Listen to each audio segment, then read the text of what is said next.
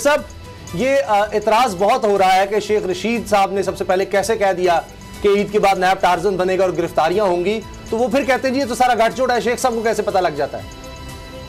देखें जी, मैं पिंडी में रहता हूँ, इनके करतूत मुझे पता है, ये केस सीरियस है। और मैं और भी कहता हूँ कि ये 1985 से शुगर की इंक्वायरी होगी जिसमें शहबाज इसमें भी आएगा और इसका सारा खानदान आएगा, और सलमान को भी कोशिश करेंगे ब्रिटिश गवर्नमेंट के जरिए के वापस लाने की। ला सके या ना ला सके ये मैं कुछ नहीं कह सकता, लेकिन 85 से जितने अदारे हैं, जिसमें FIA है, जिसमें पुलिस है, जिसमें सिक्योरिटी एक्सचेंज है, जिसमें FBR है, स्टेट बैंक है, सब इनके खिलाफ जो जाली एक्सपोर्ट करते हैं 1985 से लेकर चीनी और गंदम और आटे की भी तहकीकात होगी। और चीनी का भी 1985 से दायरा कार बढ़ा दिया गया।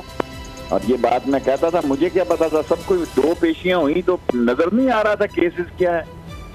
शेख साहब वो पुराने हम पुलिस से शेख साहब आप चूंकि बड़े करीब रहे नवाज जो हुकूमतें थी, तो भारत के साथ इनका जो तजारती रवाबत थे, चीनी का आना जाना और बहुत सारे, कहीं वो वर्के या कुछ चीजें ऐसी फाइलें तो नहीं आपको हाथ लग गई जिसलिए, क्योंकि वो तो बड़ी चीनी आती जाती रहती उस वक्त भारत से, और प्याज और आलू और बहुत सारा। शफी साहब को बड़ा अल्लाह उनको जन्नत नसीब करे, उन्होंने कैबिनेट में ये बात कही थी कि ये इंडिया को स्पेशल चीनी भेजी जा रही है और स्पेशल जो है ये ट्रालियां भेजी जा रही हैं ट्रेन के जरिए, और उधर से जो गन्नम आई जो उसको खराब निकली। ये सारी बातें 1985 से लेके 2020 तक तहकीकाती कमीशन बन गया, और ये कल की बात अल्लाह को पता है, और ये झाड़ू बजट के बाद सरकारी लोगों में भी फिरेगा।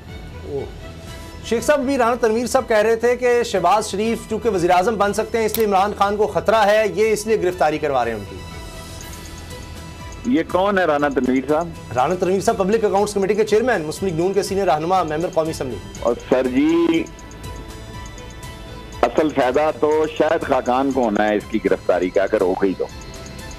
मेरा मतलब पार्टी सरबराह उसने बनना है और शहबाज शरीफ ने सियासत से फारिग होना है।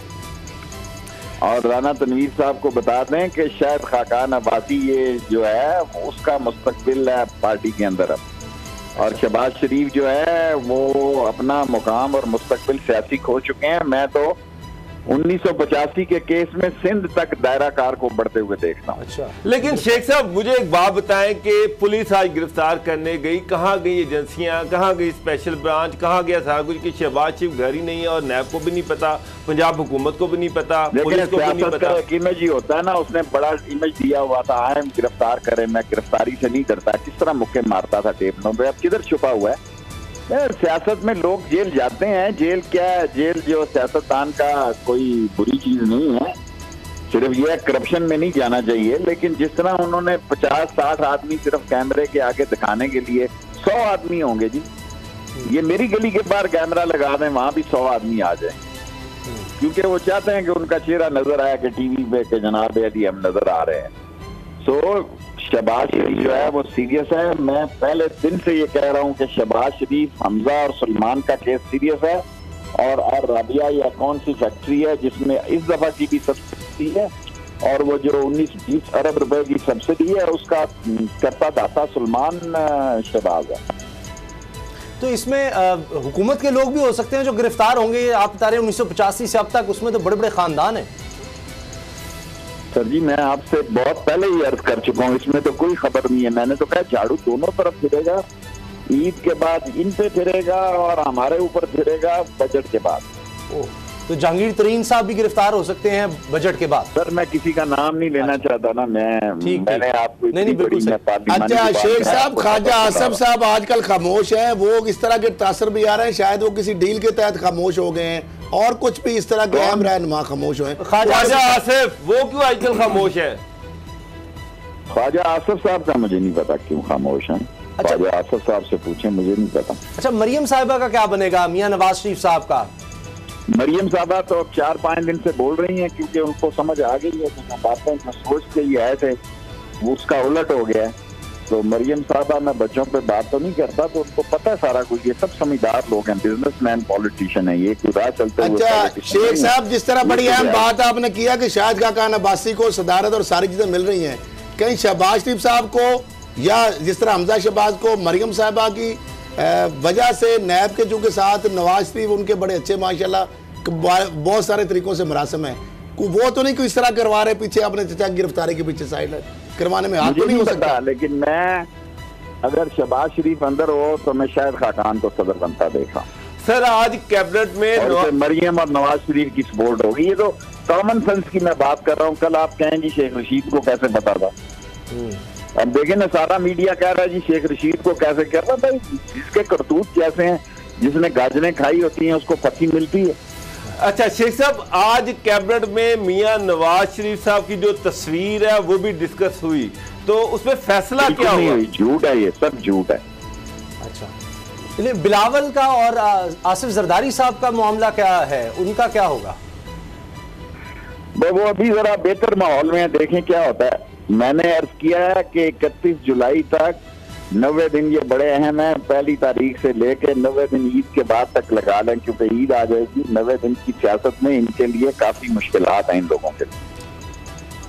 अच्छा ये बताएं कि शहबाज शरीफ साहब की कल दरखास्त भी है जमानत के लिए हाई कोर्ट में, तो पहले हमने देखा था हमजा का क्या ख्याल है, मैं अदालत का भी आपको बताऊंगा। नहीं शेख साहब आपसे सवाल किया है कि हमजा शहबाज के लिए नैब ने सहूलतकारी का किरदार अदा किया था, क्या शहबाज शरीफ साहब के लिए यही किरदार तो नहीं किया जा रहा? वहां पे गंदे अंडे कुछ मौजूद है भाईजान, मुझे अदालत का नहीं पता। मैं नैब की सहूलतकारी वो कल तक पकड़ सकता है, अभी तक तो पकड़ सकता है नैब, उसको किसी ने नहीं रोका, ना अदालत किसी ने रोका है। अदालत के अंदर से बाहर आपको पता पकड़े जाते हैं लोग, जब पकड़ना हो अगर तो पकड़ने पे आए इदारे। तो भाईजान मुझे अदालत की हद तक नहीं पता, बेल से पहले की बात पूछ रहे हैं, बेल तो अदालत दे दे फिर तो नहीं पकड़ सकता। अच्छा बजट के हवाले से शेख साहब फरमाइए, अभी भी बहुत से लोगों का ख्याल है कि पता नहीं क्या हो जाएगा, तो हुकूमत के लिए मुश्किल तो नहीं होगी बजट पास करवाना? जी क्या फरमाया आप? बजट पास करवाना ऑपोजिशन का ख्याल है कि बड़ा मुश्किल हो जाएगा हुकूमत के लिए। पागल है ये, पागल है, अकल के अंदर है, इनकी अकल पे मातम करने को दिल करता है। कोई कुछ मुश्किल नहीं होने लगा। अच्छा कल हमारे पास होगा। अच्छा कल हमारे प्रोग्राम में एक ऑपोजिशन के रहनुमा कह रहे थे कि जी ये कोरोना ना आता तो हमने तो ये एहतजाज करके ख़त्म कर देना था हुकूमत को, तो ये 5 साल हमने नहीं पूरे करने देने इनको। सर ये सुनते रहे इनकी बातें, क्या कर रहे हैं, बाहर निकल रहे हैं, टीवी खेल रहे हैं। कितने लोग थे आज अपना कैमरा मारे, इनकी ऊपर से मारे जरा कैमरा, बताएं 100 बंदे नहीं है माजर टाउन के बाद। शेख साहब वो जो चेयरमैन सेनेट का इलेक्शन उसके बाद भी अपोजिशन ये बात कर रही, मेरे ख्याल इनको समझ नहीं आ रही शायद। ये जरा जी क्या फरमाया आपने? मैं कहा चेयरमैन सेनेट के इलेक्शन के बाद भी अगर कोई ये बड़क लगाता है कि बजट हम पास नहीं होने देंगे, उसके बाद फिर इनकी अकल पे मातम किया जा सकता है। मातम करें इनकी अकल पे, तो मैंने आपको पहले कहा था चेयरमैन सेनेट जीतेगा। बिल्कुल 65 के 64 आदमी बाहर से अंदर गए तो 40 से 14 बंदे ही गायब, तो ये पार्टी है अपोजिशन।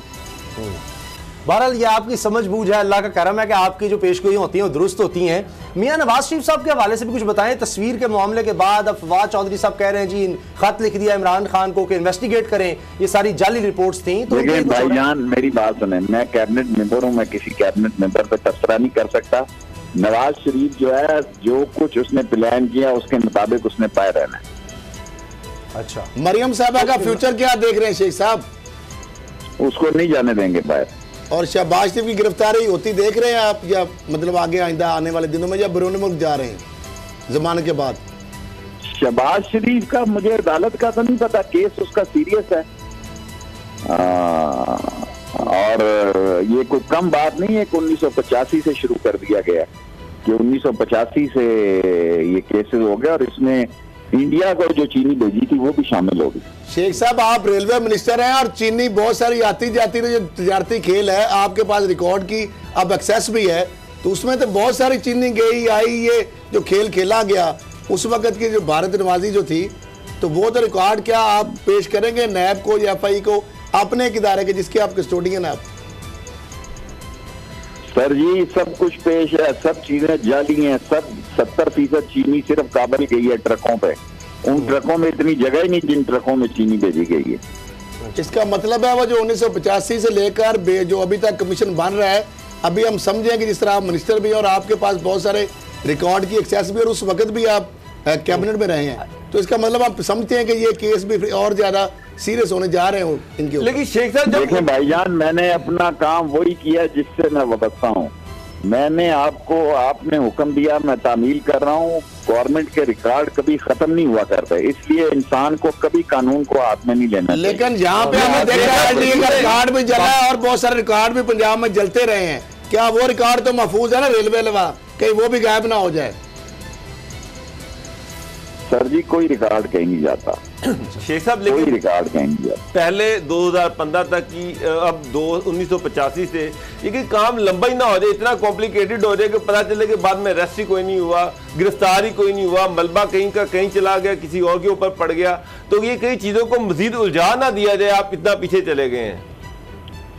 मैं अब क्या कह सकता हूँ, इसका तो मैं जिम्मेदार नहीं। जो कैबिनेट का फैसला होगा आज मैंने आपको बता दिया, और ये मैंने पहले कौम को बता दिया था कि ये फोरेंसिक रिपोर्ट 85-86 से शुरू होगी और सिंध को भी लपेट में ले सकती है।